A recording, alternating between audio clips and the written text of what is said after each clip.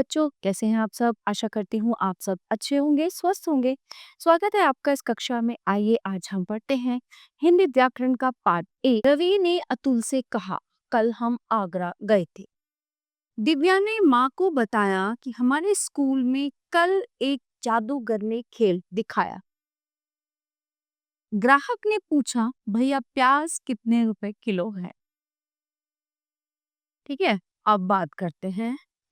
ऊपर दिए गए चित्र देखकर समझा जा सकता है कि अपनी बात कहने और दूसरों की बात सुनने के लिए हम आपस में बात करते हैं। हम जो भी बात करते हैं उसे ही भाषा कहते हैं और भाषा के द्वारा ही हम अपनी बात दूसरों तक पहुंचाते हैं और उनकी बात सुनते हैं।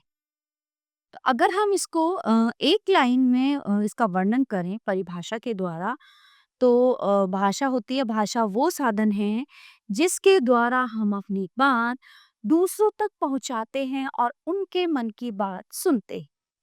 ठीक है, तो इसमें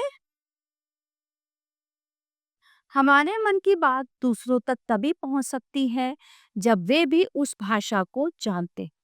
यदि किसी अनपढ़ मजदूर से अंग्रेजी में बात की जाए तो वो जो है हमारी कही बात समझ ही नहीं पाएगा। जैसे ये बोल रहा है मजदूर को, your work is very fine, है ना। जो अनपढ़ है, जो पढ़ा लिखा नहीं है, अब उसको क्या पता कि इंग्लिश में ये मतलब ये कौन सा वर्ड क्या बोल रहे हैं। ठीक है। भाषा के रूप, भाषा के मुख्यतः दो रूप होते हैं। पहला होता है मौखिक भाषा, दूसरा होता है लिखित भाषा। ठीक है। मौखिक रूप क्या होता है? जब हम अपने मन की बात बोलकर दूसरों तक पहुंचाते हैं तो इसे भाषा का मौखिक रूप कहते हैं। रेडियो की भाषा मौखिक होती है। फिर आता है लिखित रूप। जब हम अपने मन की बात लिखकर दूसरों तक पहुंचाते हैं तो इसे भाषा का लिखित रूप कहते हैं। पत्र व पुस्तक की भाषा लिखित होती है।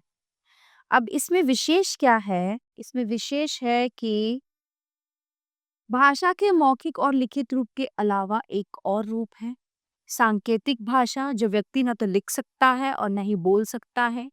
वह अपनी बात संकेतों के द्वारा कहने की कोशिश करता है। जैसे यदि एक गूंगे व्यक्ति को भूख लगी है तो वह संकेतों से बताएगा कि उसे खाना चाहिए। फिर बात करते हैं लिपि की। अपने मन की बात लिखकर बताने के लिए हमें कुछ अक्षरों का सहारा लेना पड़ता है। अंग्रेजी के अक्षर ए बी सी डी आदि होते हैं तो हिंदी के अ आ इ ई उ आदि। भाषा के लिखित रूप को लिपि कहते हैं। ठीक है। अब देखो यहाँ पे देखो विभिन्न प्रकार की भाषाएं हैं, अलग अलग तरह की ये लिपियां हैं। ये हिंदी की लिपि है ना, देवनागरी हम जिसको बोलते हैं। संसार में अलग अलग भाषाएं हैं, जैसे अंग्रेजी, हिंदी, चीनी, जापानी, है ना, उर्दू, पंजाबी आदि। इनकी लिपि भी अलग अलग है। अंग्रेजी को रोमन लिपि में लिखा जाता है, हिंदी को देवनागरी में, उर्दू को फारसी में और पंजाबी को गुरमुखी में लिखा जाता है। तो ये हैं इनकी लिपियां। लिपि आवश्यक क्यों होती है? मुंह से निकली बात तो कहते ही समाप्त हो जाती है, उसे किसी दूसरी जगह या कुछ समय बाद दोबारा सुनना संभव नहीं है। ठीक है। लेकिन लिपि में लिखी गई बात को लंबे समय बाद भी कहीं भी पढ़ा जा सकता है। यदि कोई भी बात, ज्ञान या जानकारी दूसरों तक दूर दूर तक या बहुत सालों बाद तक पहुंचानी है, तब लिपि यानी लिखित में उसको बताना जरूरी होता है। तो हमने इस पाठ में क्या क्या जाना, आइए देखते हैं। अपने मन की बात कहना और दूसरों की बात सुनना ही भाषा है। भाषा के मुख्यतः दो रूप होते हैं, मौखिक और रूप और लिखित रूप। संकेतों के द्वारा अपनी बात दूसरों तक पहुंचाना भी भाषा का एक रूप है। भाषा के लिखने का तरीका लिपि कहलाता है। लिपि के द्वारा भाषा को दूर तक पहुंचाया जा सकता है। लिपि के द्वारा भाषा को सुरक्षित रखा जा सकता है ना। तो प्यारे बच्चों, ये था हमारा पाठ भाषा, जो हमने अच्छी तरह से समझा।